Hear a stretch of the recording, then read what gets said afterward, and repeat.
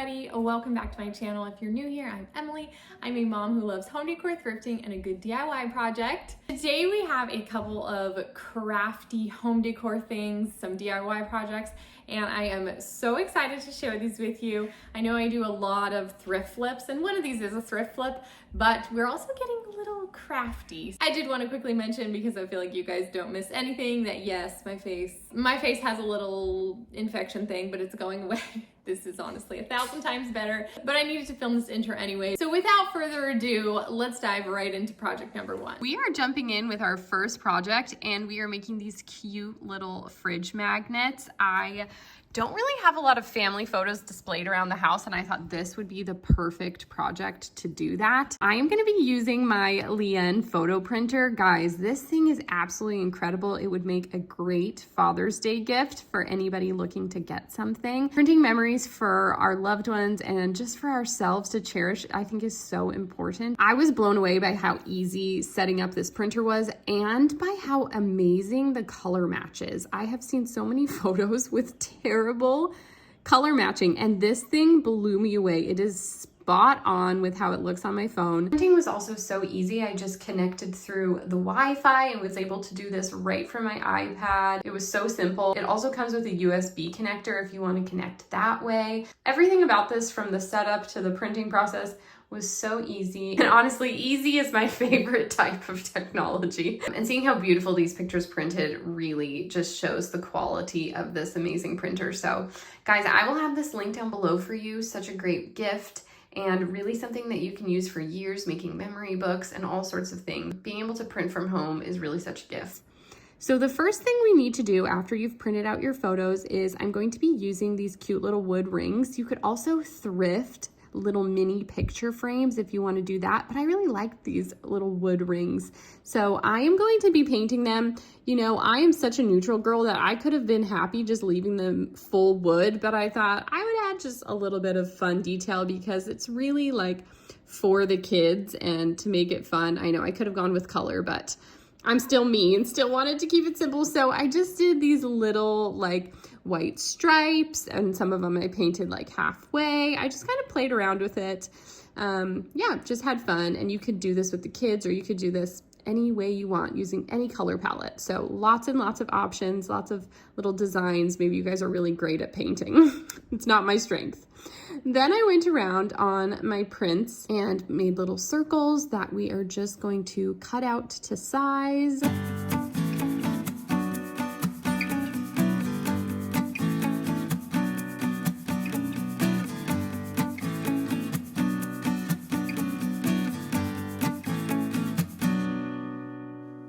Once they were all cut out, I went in with my Gorilla Glue, but you could really use any glue you have. Hot glue, I'm pretty sure it would stick, and glue your photos down. I did let these dry overnight because Gorilla Glue kind of takes a long time to cure.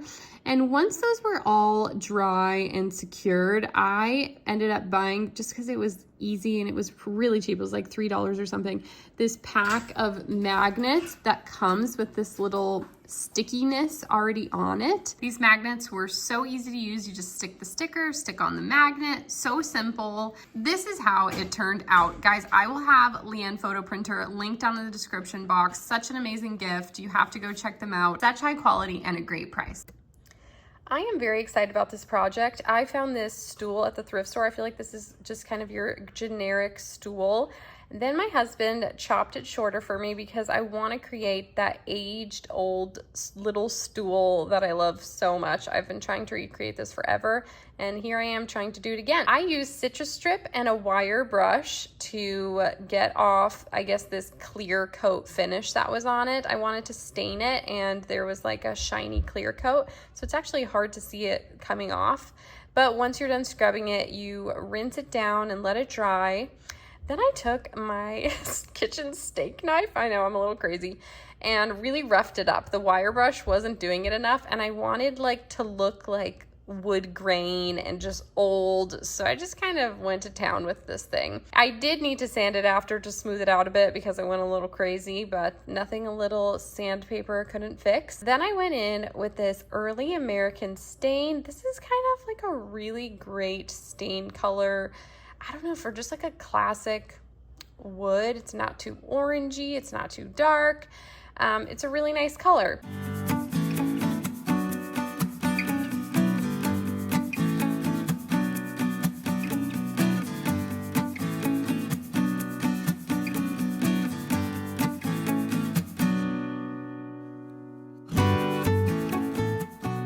Once the stain had dried, I wanted to go in with a little bit of paint wash to, I don't know, just slightly mute the color. So I went in with, honestly, like this bluey white that I had on hand, and then a little bit of the brown you saw, and you basically just sponge it on. Honestly, the Early American looked beautiful as is, but I just wanted to add this touch. Don't worry, it's not gonna stay that strong, but you wipe it on, and then later you can go in with a paper towel and wipe off as much as you want. So, and then it usually dries a little lighter too.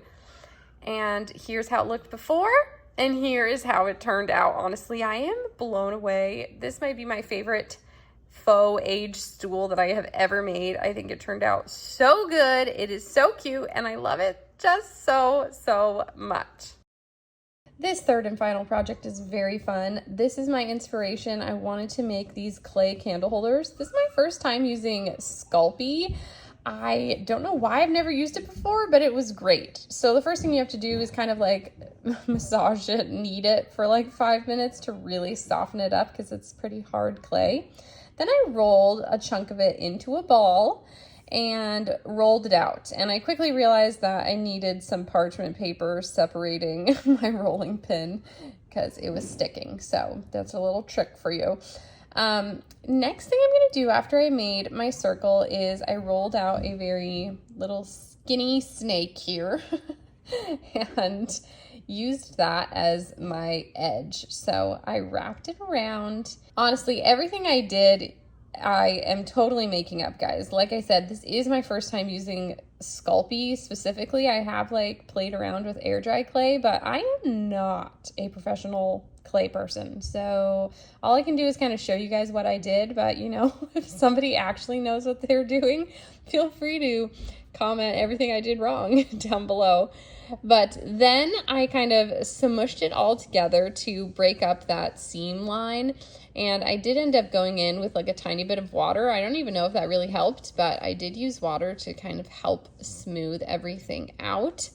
Then I went in with my roller again, and I am creating like the candle base. So I used this ruler and created, I don't know, like this nice little section. I actually had to do this like 3 times because I kept screwing it up, but then I wrapped it around this candle that I had, cut off the excess, and smushed it together. I kept messing up on this pushing it together part because it kept making it too big. So that was the part I had to do like a couple times, but I got it in the end.